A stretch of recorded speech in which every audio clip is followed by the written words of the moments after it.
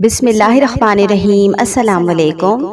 کم سے کم ایک مرتبہ کلمہ طیبہ پڑھ کر اور دل سے پکی سچی توبہ کرتے ہوئے نیچے کامنٹ میں ڈن لکھ دیجیے۔ بہت تکلیف میں ہونا، ایسا لگ رہا ہوگا کہ کیوں ہو رہا ہے یہ سب، کیا مقصد ہے ان سب کے پیچھے۔ ہر طرف سے پریشانیوں نے گھیر رکھا ہے، جینے کی کوئی وجہ نظر ہی نہیں آ رہی ہوگی۔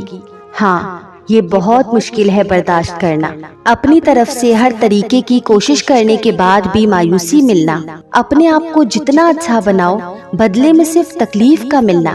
ہاں، یہ ساری چیزیں انسان کو اندر سے کھاتی جاتی ہیں اور وہ دماغی مریض بن جاتا ہے۔ میں جانتی ہوں کہ یہ سب بہت مشکل اور برداشت کے باہر ہے، لیکن ایک بات ہمیشہ یاد رکھیں کہ اللہ کریم آپ کے بہت قریب ہے۔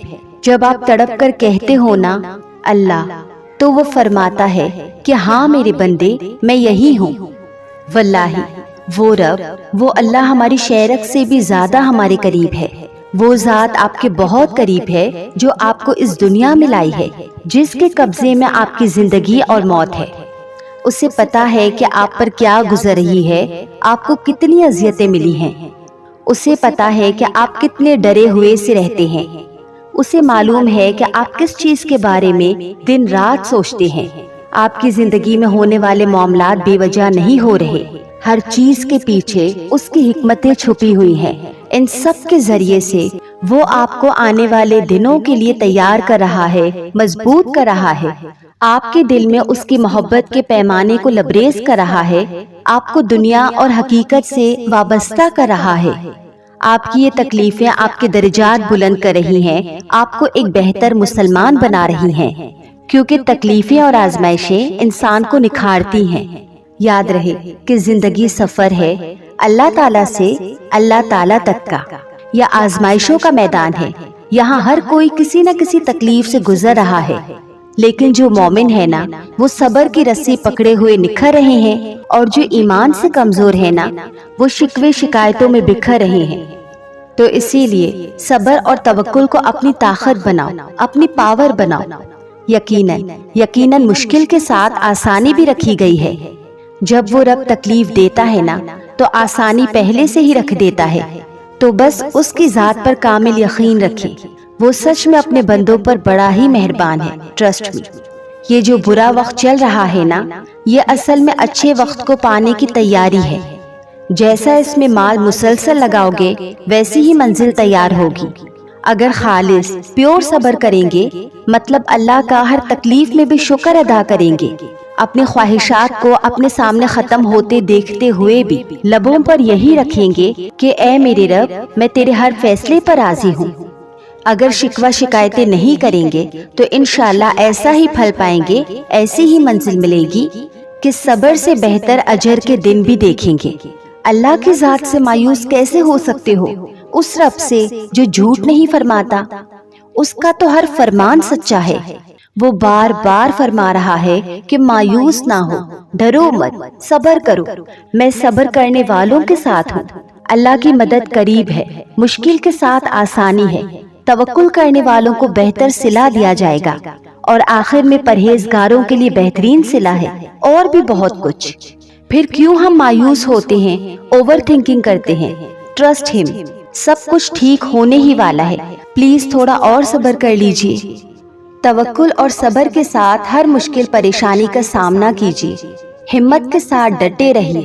اللہ پر اتنا پکا والا توکل ہونا چاہیے کہ یہ جو بے چینی ہوتی ہے نا کہ کیا ہوگا، کیسے ہوگا، ایٹ لیسٹ یہ نہ ہو۔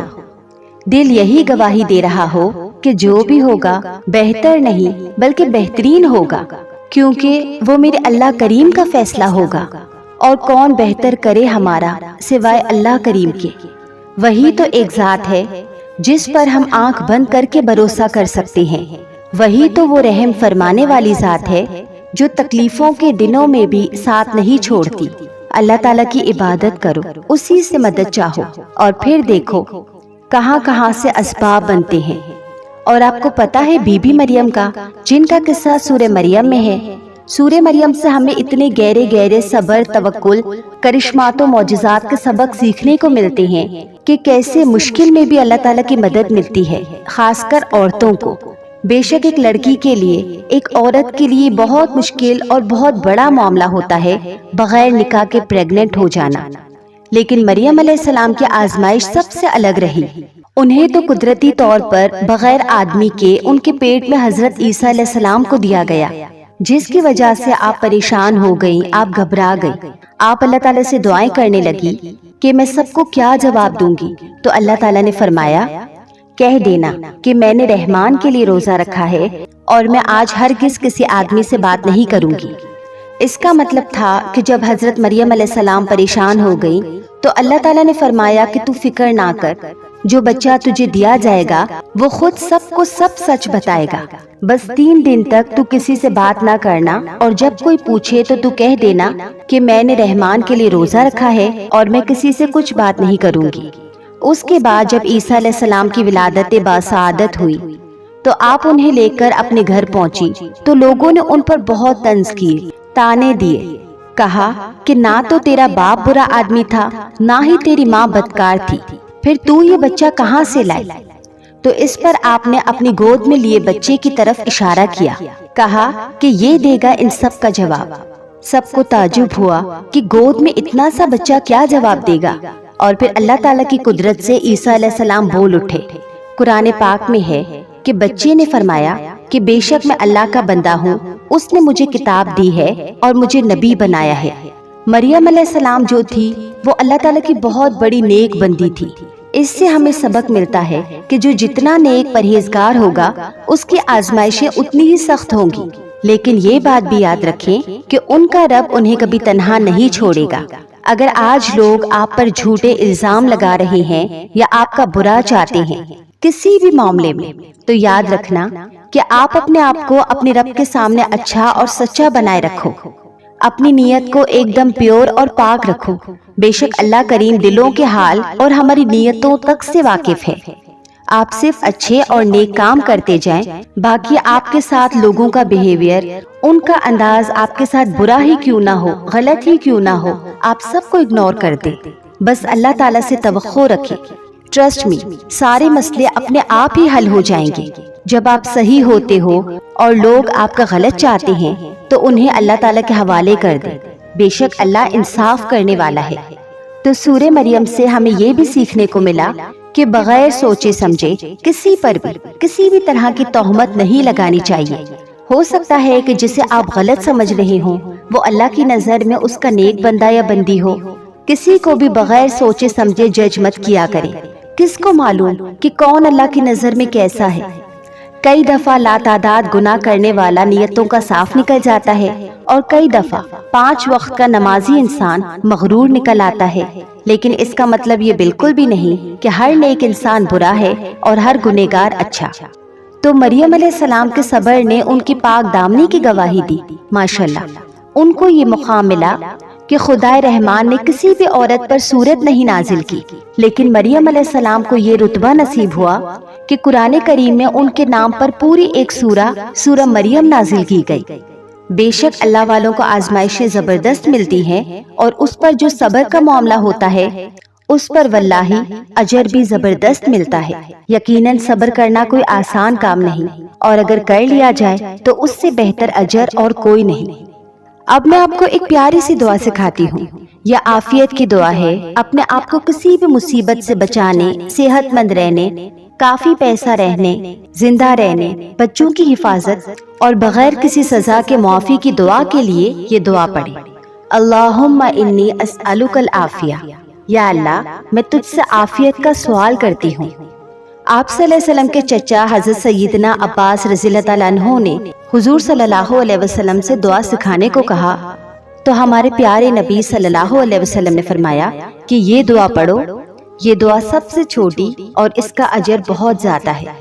تو کسی بھی مشکل یا مصیبت یا تکلیف میں ہو تو اس دعا کو ضرور پڑھا کریں، کیونکہ یہ بہت ہی پاورفل دعا ہے۔